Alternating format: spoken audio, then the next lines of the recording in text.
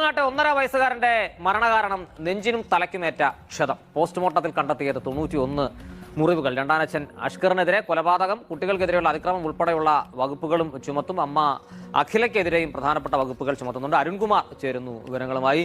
അരുണ, കുഞ്ഞിന്റെ മുഖമാണ് ഓരോ തവണയും ഈ വാർത്ത പരാമർശിക്കുമ്പോഴൊക്കെ അല്ലെങ്കിൽ കേൾക്കുമ്പോഴൊക്കെ മനസ്സിലേക്ക് വരുന്നത്. അതുകൊണ്ട് തന്നെ ആളുകൾ എന്താണ് ഇനി ഈ കേസിലെന്നറിയാൻ ആകാംക്ഷയോടെ കാത്തിരിക്കുന്നുണ്ട്.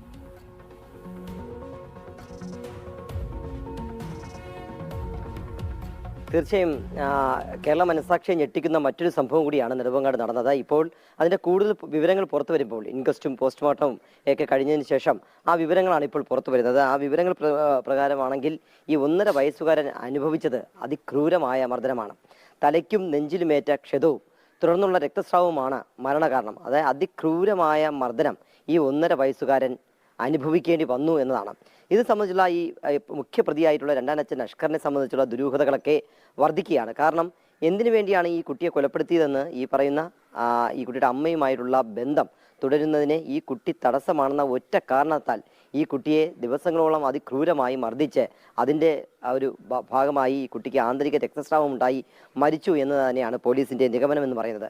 എന്നാൽ ഇവിടെ ഈ കുട്ടിയുടെ മരണത്തെ തുടർന്ന് വെളിവായിട്ടുള്ള ചില സംഭവങ്ങളുടെ അടിസ്ഥാനത്തിൽ അന്വേഷണം ഇവിടെ തീരുന്നില്ല. കാരണം ഇയാളുടെ ആദ്യ ഭാര്യ ഒരു കോമ സ്റ്റേജിലാണ്, മെഡിക്കൽ കോളേജ് ആശുപത്രിയിൽ ചികിത്സയിലാണ്.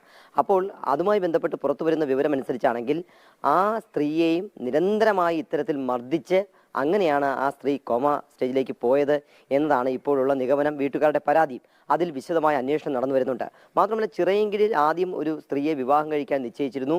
പിന്നീട് ആ വിവാഹബന്ധം അലസിപ്പിരിഞ്ഞു. പിന്നീട് ആ സ്ത്രീയും മരിച്ചു. ആ സംഭവത്തിലും വലിയ ദുരൂഹതകൾ ബാക്കി നിൽക്കുന്നു. ആദ്യ ഭാര്യയുടെ സഹോദരന്റെ മരണത്തിൽ ചില ദുരൂഹതകൾ ബാക്കി നിൽക്കുന്നു. അങ്ങനെ അഷ്കർ ഒരു വലിയ ക്രിമിനൽ പശ്ചാത്തലമില്ല, വലിയൊരു ക്രിമിനലാണോ എന്നൊരു സംശയം ഇപ്പോൾ പുറത്തു വരുന്നു. വലിയ ക്രിമിനലാണെന്ന കാര്യത്തിൽ സംശയമില്ല. ഇപ്പോൾ തന്നെ ഈ പിഞ്ചു കുഞ്ഞിനെ ഇത്രയധികം മർദ്ദിച്ച് കൊലപ്പെടുത്തിയ ഒരാളിനെ ഇനി അതിൽ കൂടുതൽ എന്ത് വിശേഷിപ്പിക്കാതെ, പക്ഷേ അയാളുടെ പശ്ചാത്തലം അന്വേഷിച്ച് പോകുമ്പോൾ അതിനേക്കാളും വലിയ ആരോപണങ്ങൾ വരുന്നു. അതുകൊണ്ട് അന്വേഷണം കൂടുതൽ തലങ്ങളിലേക്ക് വ്യാപിപ്പിക്കുന്നു. നെടുമങ്ങാട് ഡിവൈഎസ്പിയുടെ നേതൃത്വത്തിൽ ഒരു സംഘം രൂപീകരിച്ച് വിശദമായ അന്വേഷണത്തിന് ഒരുങ്ങുകയാണ് പോലീസ്. കാരണം ഒന്ന് നടന്ന ചിറയൻകീഴ് സ്റ്റേഷൻ പരിധിയിലാണ്, മറ്റൊരു സ്റ്റേഷൻ പരിധിയിലാണ്. അങ്ങനെ വിവിധ സ്റ്റേഷൻ പരിധികളിലാണ് ഈ സംഭവങ്ങളെല്ലാം നടന്നിരിക്കുന്നത്. അതുകൊണ്ട് വിശദമായ ഒരു അന്വേഷണം നടക്കുകയാണ്. എന്തായാലും പുറത്തു വരുന്ന വിവരം നരാധമനായിട്ടുള്ള ഒരു പ്രതി തന്നെയാണ് ഈ അഷ്കർ എന്ന കാര്യത്തിൽ ഒരു സംശയവുമില്ല.